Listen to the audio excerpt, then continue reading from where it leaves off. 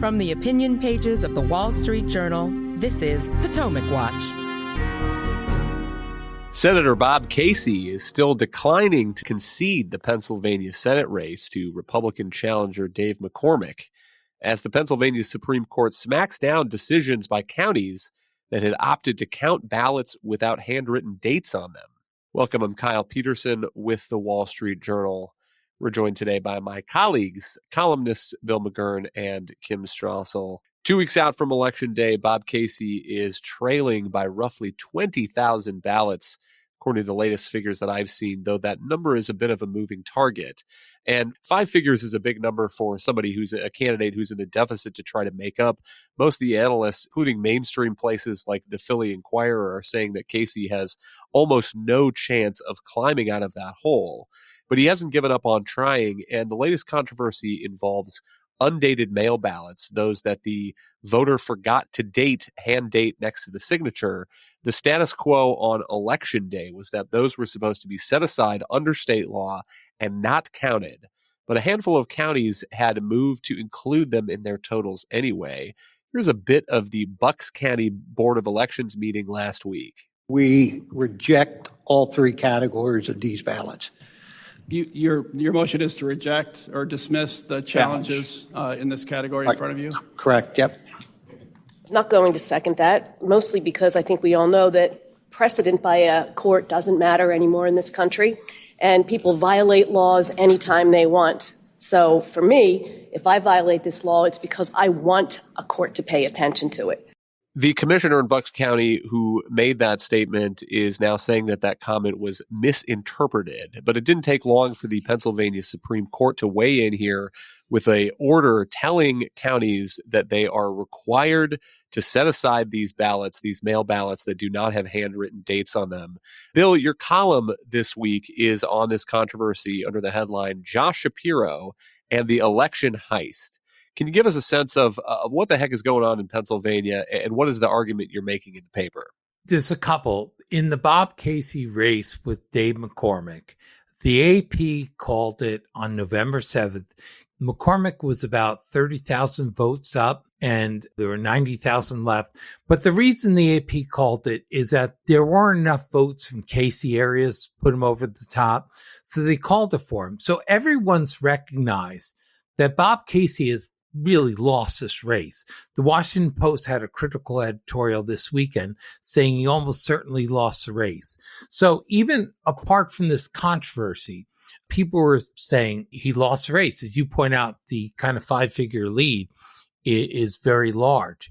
What happened also is that an election commissioner whom you played in Bucks County introduced a motion to count votes the Supreme Court had explicitly ruled should not be counted. These were ones that were misstated or undated. And it passed when another Democratic commissioner voted with her. So you had election officials whose job is to count the votes and guarantee the integrity of the count openly defying the law. I mean, the woman said she was defying the law. And the scandal was Governor Shapiro didn't say a word. He remained on the sidelines the whole time. The great moderate never spoke up for electoral integrity. And then he waded in. Yesterday, the Supreme Court came in late in the day with the ruling telling the election, no, we were serious. You can't count these votes. So it kind of ended the controversy. Only then did Governor Shapiro wade in, and it was a pretty weak statement. It ended the controversy for now, and I think that is laudable. The Pennsylvania Supreme Court does the right thing for once, given that the rules that are in place on Election Day are the rules that the election is supposed to take place under. I think it is an awful precedent if a losing candidate comes to court and says, you know, these ballots that, according to the rules that took place when voters filled these ballots out, they're not supposed to be counted. But I really think for me, it's really close. I only lost by a little bit. It is awful precedent for courts to entertain those kinds of claims. There's been long litigation about these kinds of undated ballots, mail ballots in Pennsylvania, and there is some ambiguity. The courts have not provided a final answer on whether they're supposed to be counted or not. The litigation started in the wake of the 2020 election. There were cases that went up to the Pennsylvania Supreme Court. Pennsylvania state law tells voters to sign and date their mail ballots. And so under state law, the Pennsylvania Supreme Court said after the fact that that was going to be required, that if you don't date your ballot, it has to be set aside. Subsequent to that, there has been some litigation, including in the federal courts. One panel of the Third Circuit Court of Appeals said that this date is not used by Pennsylvania officials for anything, and so it's immaterial. And that means that throwing out those ballots violated federal law. That ruling was ultimately tossed as moot after the conclusion of that election. Then there was a second panel of the Third Circuit Court of Appeals that went the other direction and said that there are all sorts of de minimis rules that voters have to go through in order to cast a ballot, including signing their vote and dating their vote.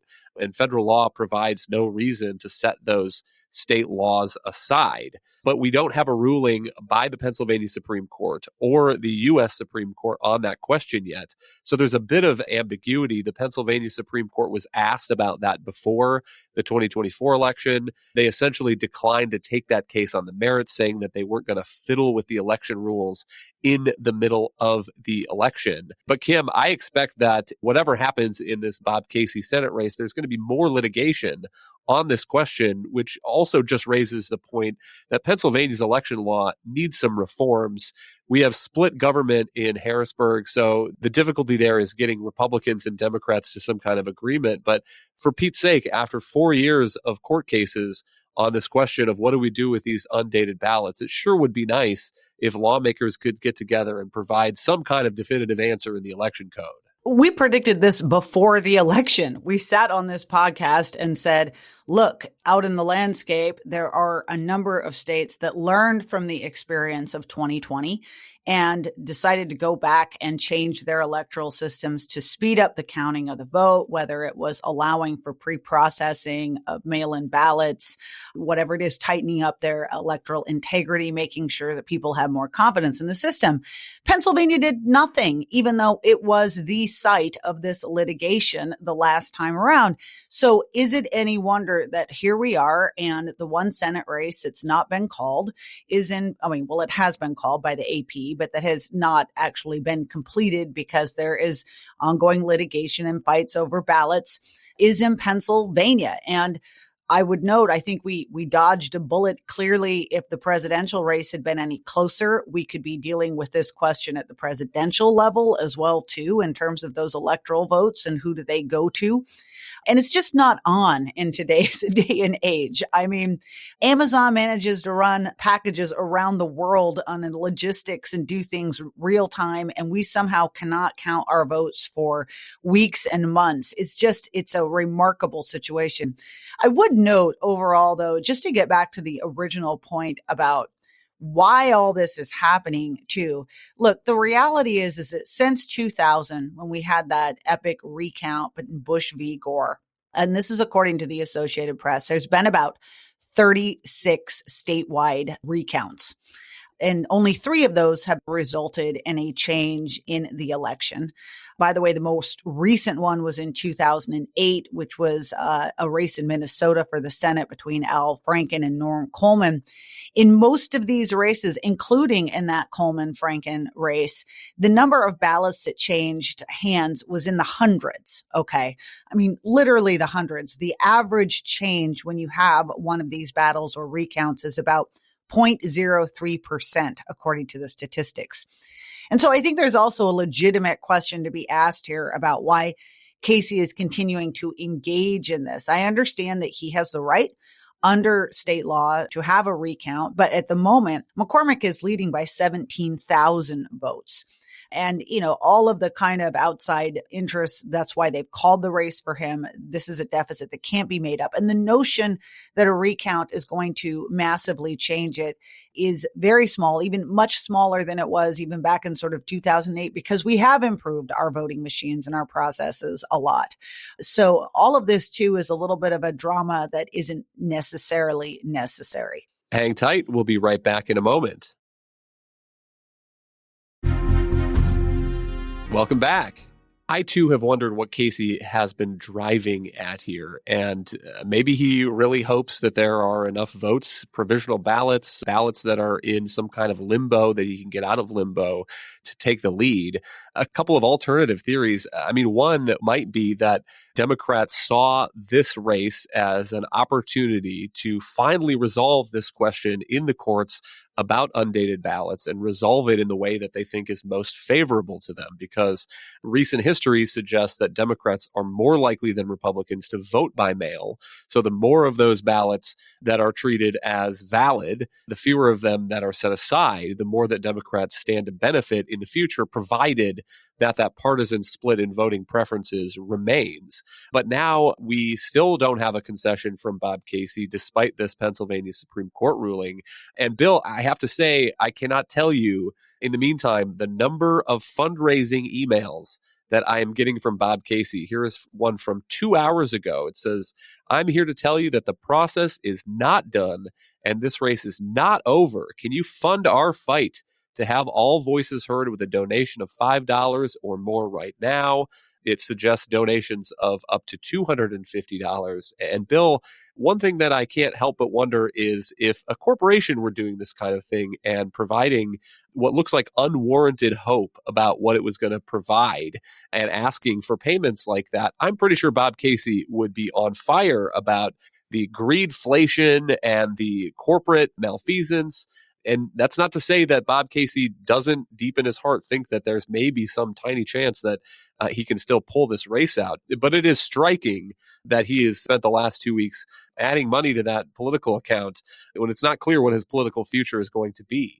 I think that's the issue. Bob Casey has spent his life in government, 3 terms as senator. He was state auditor for a while, from a political family. I think he's facing oblivion. He really didn't leave his mark on the Senate. At the end, he was like repudiating his old stands on guns and abortion.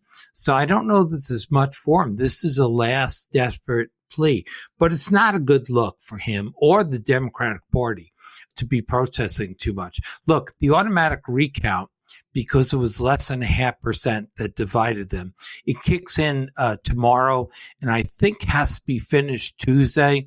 So I think he figures, well, wait till Tuesday and just hope.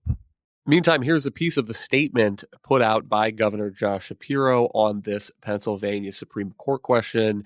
He cites the lack of legal clarity surrounding undated mail-in ballots, says that given this lack of clarity, county officials in each of our 67 counties were damned if they did and damned if they didn't, likely facing legal action no matter which decision they made on counting.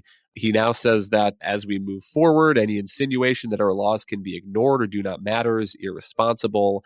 But Kim, to Bill's point, what I don't see as part of this statement is any suggestion that maybe it's time for Bob Casey to concede and maybe forego some kind of lengthy recount if the difference between him and Dave McCormick remains something like 17,000 ballots. Lengthy and costly, by the way, too. It's going to cost about $1 million for Pennsylvania to do this recount.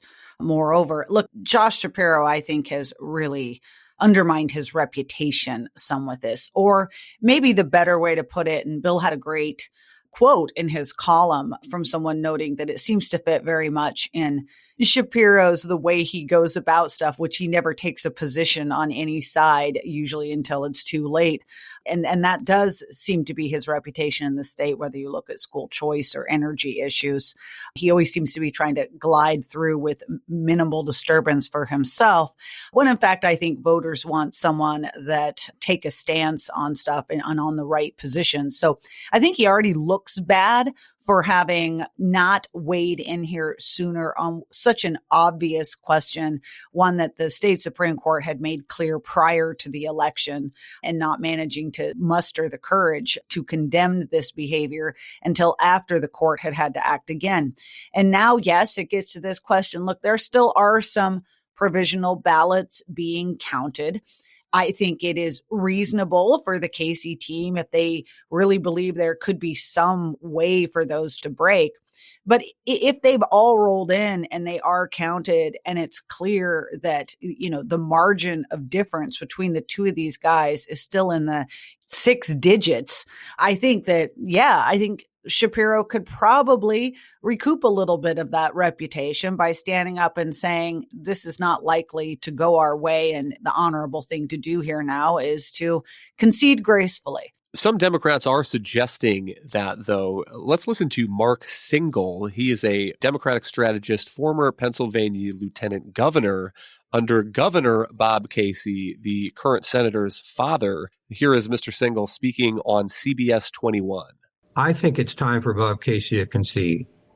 I know that he wants to count every single last ballot, and it is possible that when you look at the amended ballots and the last ones to come in, you might get to that 0.5 threshold of to reconsider all the votes or have a recount.